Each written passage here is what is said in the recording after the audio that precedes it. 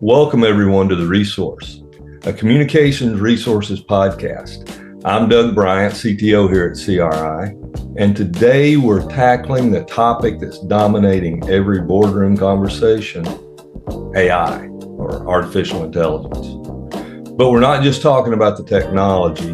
We're going to be diving into what AI means for your business in 2026. We're going to talk about the trends that are shaping the next 12 to 18 months, and most importantly, how to realize that return on investment. We're going to be chasing down ROI. Joining me today is Billy Belcher, our Director of Solutions Engineering, and he's in the trenches every day with our customers. Every day implementing these solutions, helping them analyze their needs, and working with our customers to position them for success in every way, but today talking about AI. So Billy, good to have you here. Thanks, Doug. Thanks. This is a very exciting topic. We're getting questions all the time from our customers, should we do AI and how do we do it right? That's something we need to delve down for everyone. Yeah, and that's a great transition point. And so to help us answer those questions, we've got two experts with us today. First, Mark Sparger, who's been tracking AI technology trends and the emerging capabilities across multiple industries, across multiple verticals. Mark, welcome. Doug, thanks. I'm so happy to be here. There's a lot happening in the technology front, and I think many in the business community are going to be surprised by how fast things are moving, and let's help get them prepared. I look forward to the discussion. Great. And also joining us is Kenny Montgomery. He specializes in analysis of AI business value, ROI measurement. So Kenny, I'm so glad you're here to help our CTOs and CIOs be able to see where the ROI can come from for them. Yeah, thanks for having me, Doug. I've been analyzing AI implementations across multiple industries, looking at ROI numbers over the past year, and it's pretty amazing. But only amazing when it's done the right way and when companies approach it the right way. Yeah. Okay. So let's jump right in, and we're talking specifically about the state of AI in 2026. So Mark, we'll start with the technology landscape from a strategic perspective. What is fundamentally different? That's what I'm asking. What is fundamentally different about AI this year in 2026 compared to even a year ago? Doug, when you think about it strategically, the biggest shift is maturity. We move from experimentation to production scale deployment. Nearly 90% of companies are now using AI in at least one business function. And that's actual operational deployment, not just pilot projects anymore. The technology has reached a point where it's reliable enough for mission critical workflows, and companies are deploying it across their organizations. Kenny, from a business value perspective, this maturity we're talking about, how does it translate in terms of returns? Well, Doug, the numbers are very compelling. Organizations are seeing ROI expectations that are over 100%. Some industries are significantly higher, but here's what's important. We're not talking about projected returns anymore. These are actual measured outcomes from companies that have been running AI production in production for last 12 to 18 months. That's pretty strong right there. And, that's a big change from even what we were hearing 6 months ago. But I still get some questions from our customers, right? We're not sure where to start. We tried AI and it didn't work out for us. What separates winners from just people spitballing? Sure, good question. So, Bill, it comes down to focus and measurement. Companies winning with AI aren't trying to boil the ocean. They're picking specific high-impact workflows where they can measure results. Instead of saying, let's use AI everywhere, they're saying, let's use AI to reduce like something specific, like customer service response by, say, around 50%, or let's cut our inventory costs by 25%, specific measurable goals. Measurable goals. That's a critical point for our executive audience. So you need clear business objectives, not just technology for technology's sake. Kenny, can you give us some concrete examples of what you're talking about that's working across different industries? Yeah, absolutely. So let's start with healthcare because the numbers are pretty stunning there. Healthcare is seeing an average of over 400% ROI with AI implementations, with the average of about $2.4 million return in just like 18 months. So there's a company called Kaiser Permanente, and for example, they deployed AI to auto-generate clinical documentation across some 40 hospitals. They cut their documentation time by more than 50%, which directly addresses physician burnout. That's one of healthcare's biggest cost drivers and biggest problems right now. Okay. And some other things? Yeah, so manufacturing is one too, where we see the highest ROI numbers. Predictive maintenance implementations are delivering over 900% ROI with payback periods of just 4 to 14 months. There's one case study I looked at that saw a 45% reduction in downtime, 35% throughput improvement, 42% scrap reduction. Now, those aren't marginal gains, those are transformational improvements. That all turns into dollars, right? So, Mark, I got a question for you. I keep hearing about agentic AI. Can you explain that to me in just plain English? And why should a business care about that? Yeah, let me think about this. What's the best way to explain this in simple terms? You can look at it this way. Think of traditional AI as a really smart assistant. You can ask it questions, it gives you answers, but you still have to do the work. Agentic AI is different. It's like having an employee who can complete entire workflows autonomously. Instead of suggesting what to do, it actually does it and only escalates to humans when something unusual happens. Here's why that matters. Gartner predicts that by the end of 2026, so we're talking just a few months away, 40% of enterprise applications will include these autonomous agents. The technology is moving from reactive tools to proactive systems that can set goals and execute multi-step tasks with minimal supervision. That means humans are not involved, they operate efficiently and get the task done. So that's the best way I can explain that, Billy. So we're talking from a strategic technology perspective. This is really a paradigm shift from that place we were 2-3 years ago. We were talking about it then, but we were just really kind of dreaming about it, but it's really happening. So we're moving from humans that are using AI tools to AI agents completing the work. But the key is that's being done with human oversight. Kenny, what does that translate to from an ROI standpoint?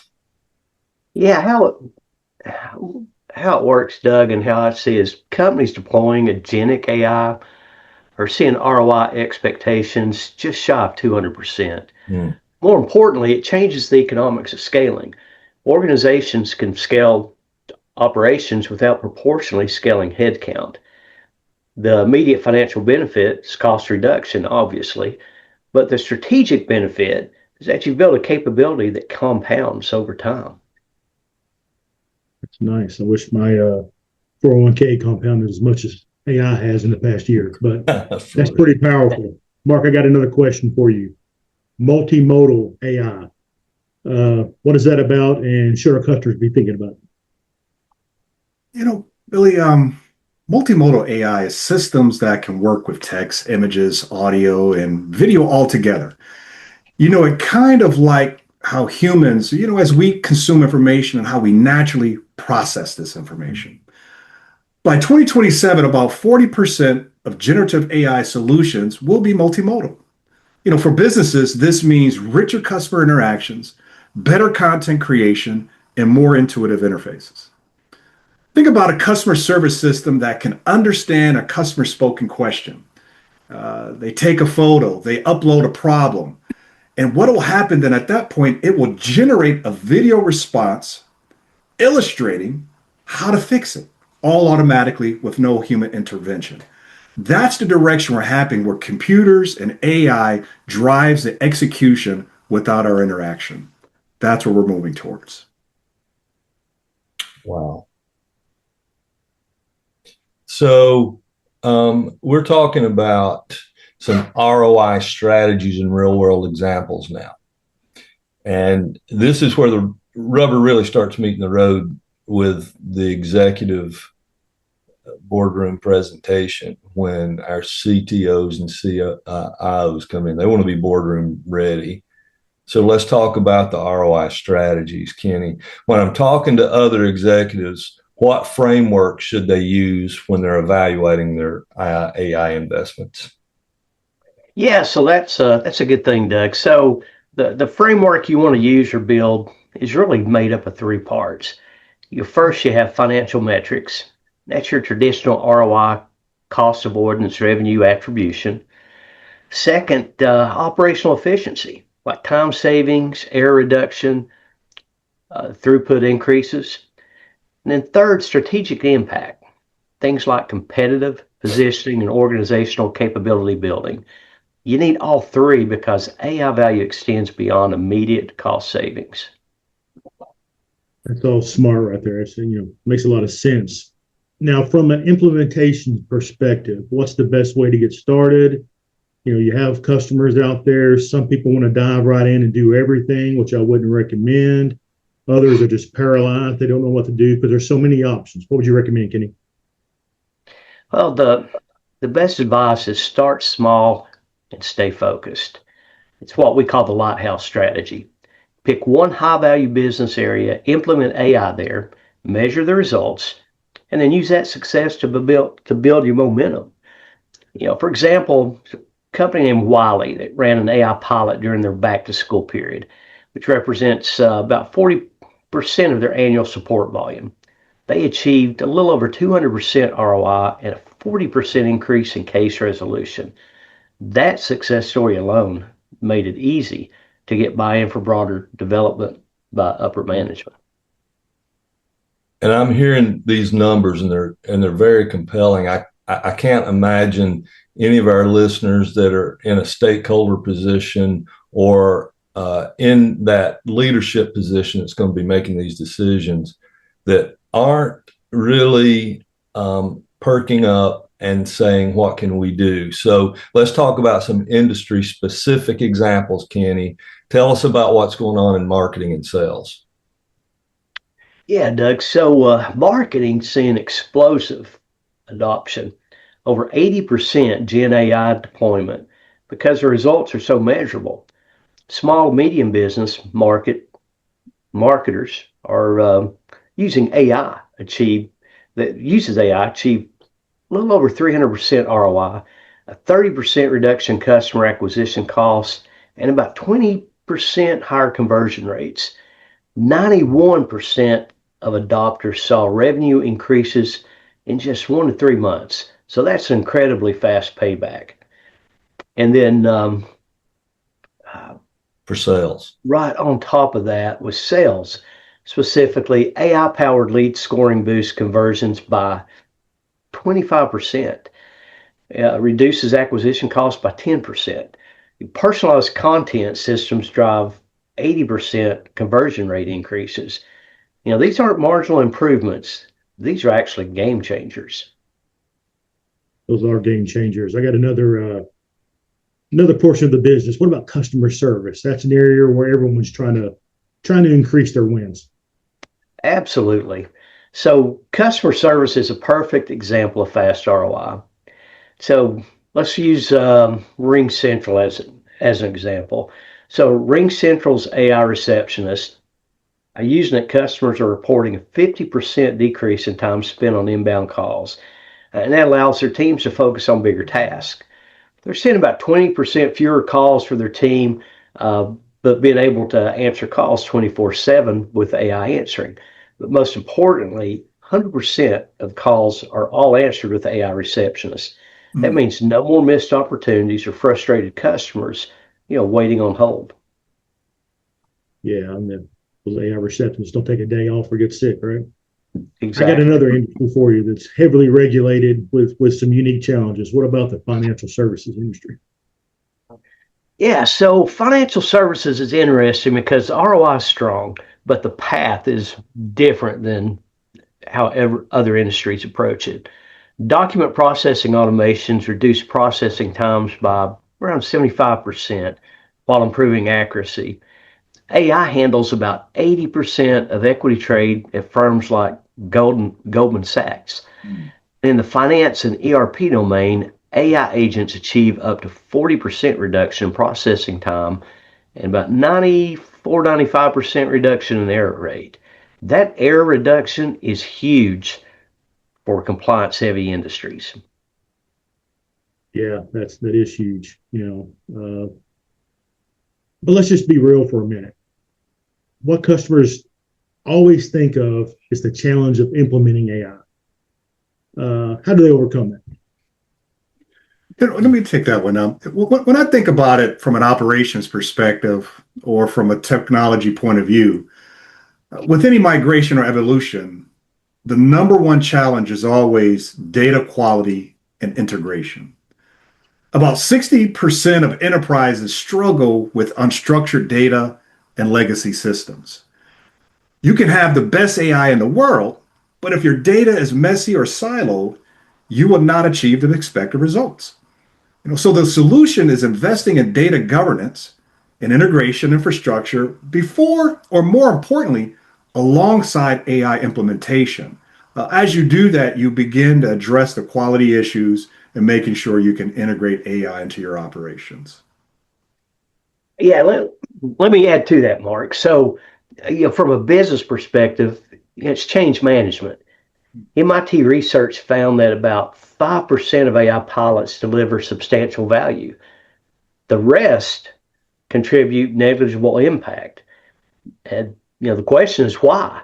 And the answer is it's not the technology, it's that people just don't adopt it, or it's not integrated into actual workflows.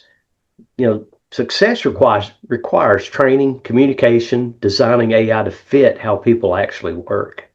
That's spot on. Okay, so we've hit a lot of things here, but let's talk about the elephant in the room. It's a major topic of conversation every day. And when you start taking a large segment of your business into artificial intelligence, it's something all CTOs are asking about. Mark, what's happening with security and governance in the AI space? As technology and AI advances, Doug, that is absolutely critical. Agentic AI introduces new vulnerabilities, things like persistent memory misuse or subtle misalignments. Regulatory frameworks like the EU AI Act are now enforced with fines up to 40 million euros or 70% of revenue. Organizations need governance frameworks that address security, ethics, compliance from day one. It is very, very critical, Doug. All right, Kenny, got a question for you. For customers who are ready to make the move, they're ready to go forward. What are the key success factors that need to be highlighted? Yeah, good question. So there's 5 things that consistently show up in successful implementations, Billy. First, clear use case selection, focus pilots with measurable outcomes. That's going to beat vague experiments every time. Second, high data quality. Mark mentioned that earlier, and we've talked about that a little bit through this conversation. But clean, governed data underpins reliable results. Third, change management. Training and adoption are critical. Fourth, vendor expertise or partnership. Leverage external domain knowledge speeds up your success. And fifth, lastly, operational embedding. If you integrate AI into core workflows, if you do that, you're going to have success. Not just isolated support tasks, but core workflows is where you're going to see the most success in your implementation. We're getting down to it, and we're wrapping up our conversation, and we're looking for a takeaway. So if if you can give one piece of advice, Kenny, to an executive who is considering AI investment, what would it be? Same thing we've been talking about. Not to beat a dead horse, but start with the business problem, not the technology. Ask yourself, what's the most expensive, time-consuming, or error-prone process that's in my organization? Then ask, is there enough data to train an AI system? And can we measure it properly? If the answer to both is yes, then that's your starting point. Pick that one problem, solve it with AI, measure the results, and then use that success to build momentum for broader adoption throughout the organization. I believe for our listeners, this information is going to be priceless, incredibly valuable. So, Billy, what are your final thoughts coming from the implementation trenches? Well, I just want everyone to know that the technology is ready. In past years, months, you may have played with it, you may have tried to implement it, and it didn't work out for you. It's ready now. The ROI is proven. The barrier to entry is very low. And if you're waiting for the perfect time to start, the time is now. Start small, measure everything, and scale with what works. That's well said. Mark and Kenny, thanks so much for joining us. And you've done a great job breaking down the trends and the ROI strategies, and you've done it in a practical way. Doug, it was my pleasure. AI is here, and it's here to stay. So I hope the insights we shared were valuable, and I look forward to continue the conversation. Thanks again for having me, Doug. Yeah, thanks, Doug. This has been a good conversation, and I agree with Mark. AI is here to stay, and there's hopefully our listeners get some good advice from this conversation. And that's the next group I want to thank is our listeners. If you want to learn more about how our analysts and engineers at Communications Resources can help you implement your AI solutions with measurable ROI, we'll talk with you about risks. We'll help you define your goals. We'll cover security. And we're going to give you that boardroom ready ROI so that you'll be ready to move your project forward when it's the right time and when it works for you. So we'd love to help you identify that lighthouse project. Go to our website, gocri.com, and request a consultation, or send an email to support@gocri.com.